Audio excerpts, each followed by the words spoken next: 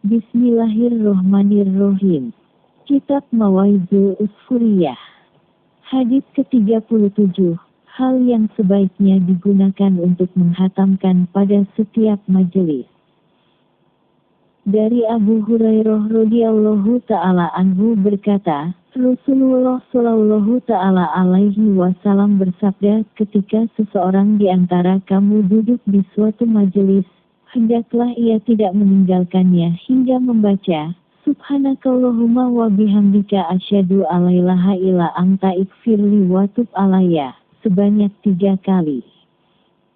Jika ia di majelis itu baik maka ia seperti stempel, menjadi baik pula. Jika di majelis ia lalai maka ia mendapat kifarat ampunan dosa, selama ia berada di dalam majelis tersebut.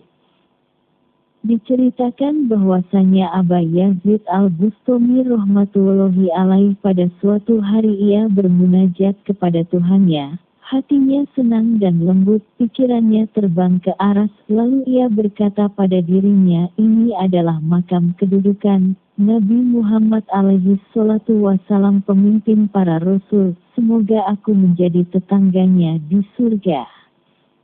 Ketika Abu Yazid sadar, ia diseru dalam keadaan sir yang berkata, sesungguhnya hamba si Fulan adalah seorang as-syekh al-imam di negara itu yang akan menjadi tetanggamu di dalam surga. Ketika Abu Yazid sadar, ia pergi untuk mencari hamba tersebut sampai ia dapat melihat wajahnya. Ia berjalan sejauh 100 farsah atau lebih. Ketika ia sampai ke negara tersebut dan bertanya tentang hamba as-syekh tersebut, maka masyarakat berkata, mengapa engkau bertanya tentang seorang fasik peminum khamr, sedangkan engkau adalah seseorang yang di wajahmu terdapat tanda-tanda orang yang soleh. Ketika Abu Yazid mendengar perkataan tersebut, ia menyesal, merasa susah, dan berkata semoga seruan tersebut berasal dari setan.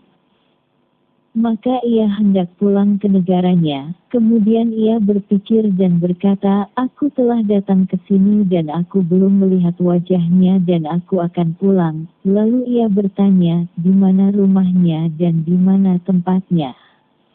Maka masyarakat mengabarkannya dan berkata, sungguh pekerjaannya adalah mabuk di tempat itu. Lalu Abu Yazid pergi ke tempat tersebut dan melihat 40 orang berkumpul di tempat mabuk sedang meminum khamr, dan hamba tersebut sedang duduk di antara mereka.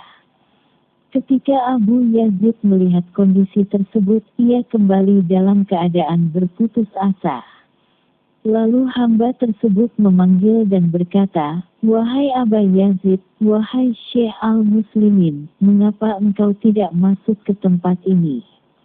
Engkau telah datang kepada kami dari tempat yang jauh dengan lelah dan susah payah untuk mencari tetanggamu di surga. Engkau telah menemukannya, tetapi engkau lekas pulang tanpa salam, tanpa bicara, dan tanpa bertemu.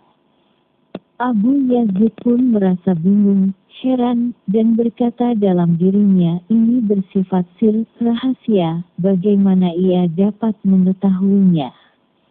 Lalu hamba tersebut berkata, wahai Syekh, jangan engkau pikirkan dan jangan heran, yang mengutusmu kepadaku telah memberitahuku akan kedatanganmu, masuklah wahai Syekh, dan duduklah bersama kami sebentar saja.